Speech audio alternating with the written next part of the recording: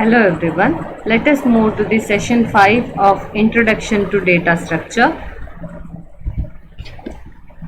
So in the previous session we have already studied some operations of array. Now today let us go for searching operation. As I already told in the previous session, searching is nothing but the operation of finding the location of the item in the set of data, and if suppose that particular item is not there, then you need to display some error message. So mainly here we are going to concentrate on two different searching options. One is linear search and one more is binary search.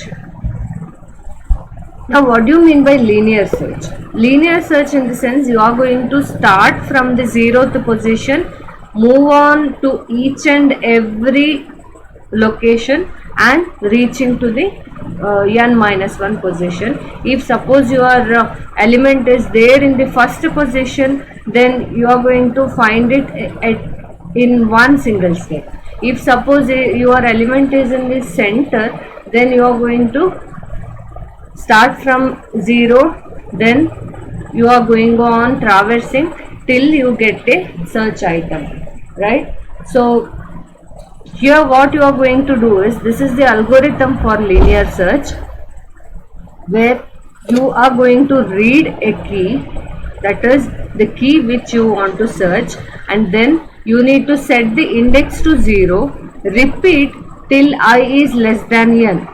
So that means until I is less than n, you need to search. If suppose your data is in between your searching option, then if data is equal to key, then print the position as I plus 1. Why I plus 1? Because we start from 0. So if I give if your key is in second position, then while printing you need to display it as third position.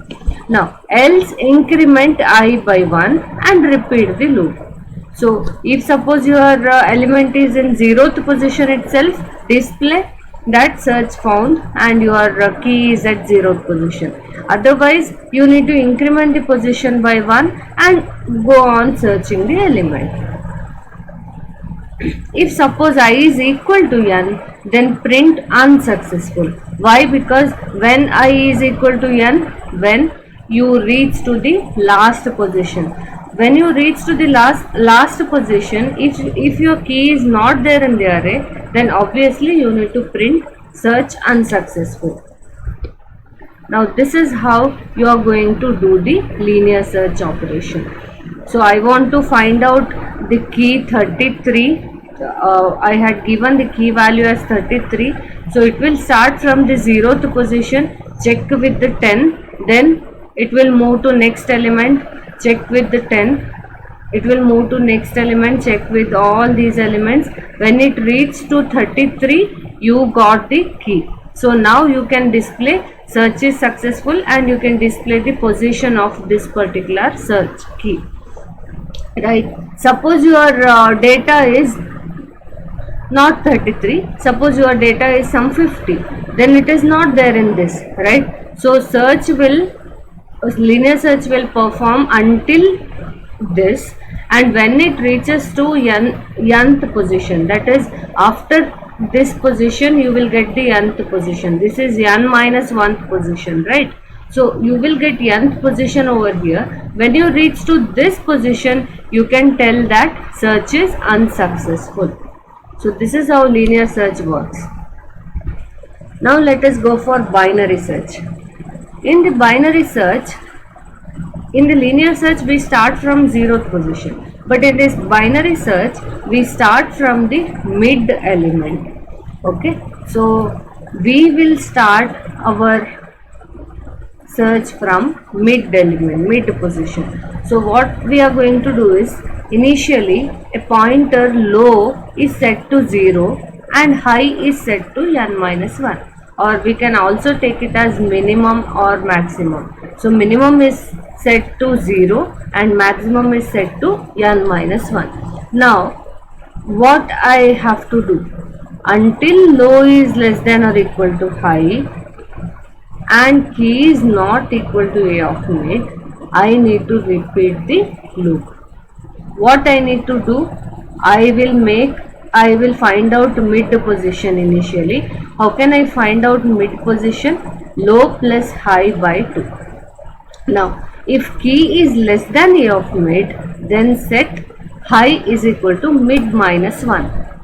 So anyhow I'll show you an example for this. So when key is less than or equal less than A of mid, when, let us go for the example. So what we are going to do is, this is list of A where data has to be searched. Okay, now suppose the data that is to be searched is 57. They had given it as 57.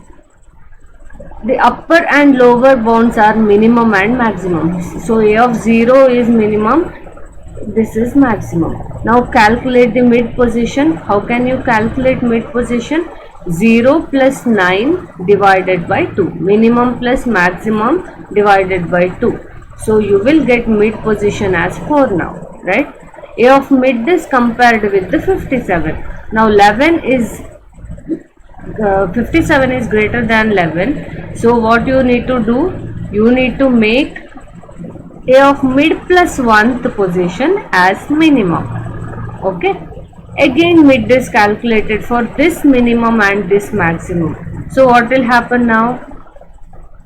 5 plus 9 divided by 2. So you will get 7 as mid position. Now once again find out 57 and 25. So 57 is greater than 25. So what you need to do? Once again you need to make the next mid plus 1th position as minimum. So mid plus 1 position is A of 8. So that will become minimum. Again calculate mid. So 8 plus 9 divided by 2. You are going to get 8 as the mid position. Now compare 57 with 57. Now your key is equal, right? So search is successful. 57 is found. So this is how we are going to do the binary search operation. Now I'll tell the algorithm now. Now mid is low plus high by 2 as I told. Then if key is less than A of mid, then you need to set the high to mid minus 1th position. And you need to go for the, say suppose you have this elements, all these are the elements. Now what I am going to do is I will start from the mid position. Now suppose your key is less than the mid position, it will come in this part, isn't it? If the key is less than mid position, it will come in this part. That time what you need to do, your high was pointing to the last position, right? So you need to change this high to the mid minus 1th position, so that only this part can be calculated, isn't it? So suppose your key is greater than mid, then what you need to do? You need to calculate only in this part. You need to search only in this part. So you need to make your low position pointing to mid plus 1. That is what we have done here. If key is less than A of mid, set high is equal to mid minus 1. If k is greater than A of mid, set low is equal to mid plus 1. Else return the mid position. That means if key is compared with the mid position and key is equal to mid position, mid element, then return mid position itself as the position of the key. Otherwise, if all these operations are failed, then print unsuccessful search. So this is how binary search works. I hope it is clear. Now let us go for bubble sort, sorting technique. So sorting in the sense you are going to, if the things are not in a proper order, you are going to arrange it in a proper order. So these are the steps you have in this bubble sort. Bubble sort, why the name is bubble sort? Because when you are using bubble sort, the greatest element will be coming to the last position. That is, just like a bubble, it will travel from the least position or the position from where it appears, from there to the last position. So just like a bubble, it will move. So that is why the name is bubble sorter. So how can we do that? To do the bubble sort technique, we are going to use this particular algorithm. We have two different loops over here. One is for the swapping purpose, one is for moving purpose. So we start from I is equal to 0 to n minus 1 because we need to search each and elements of the array. So 0 to n minus 1, we need to go for each and every element and sort the elements, right? So repeat, while j is 0 to j is less than n minus I minus 1. I will show you an example of this. That time you can understand it in a more better way. So here, if suppose this loop is clear, this loop is true, condition is true, then what you need to do is you need to check this condition whether a of j is greater than a of j plus 1. That means suppose you have two elements, then this is j and this is j plus 1. So what I am going to do is I will compare a of j with the a of j plus 1. So if a of j is greater than a of j plus 1, then I will swap these two. So a of j element will come to a of j plus 1, a of j plus 1 element will come to a of j. That is, interchange a of j and a of j plus 1 and do the same operation until this condition is false. So let us go for an example. 6, 5. Now 6 is greater, I have swapped it. 6, 3 is compared. 6 is greater, I have swapped it. Once again 6 and 1 is compared. 6 is greater, I am going to swap it. Now 6 and 8 is compared. 6 is smaller, I am not going to swap. Then 8 and 7 will be compared. 8 is greater, swap. 8 and 2 is compared. 8 is greater, swap it. Again 8 and 4 is compared. 8 is greater, swap it. Now 8 is in the last position. 8 is the biggest element that reached to the last position. Once again start from the beginning. That is why we need two different loops here.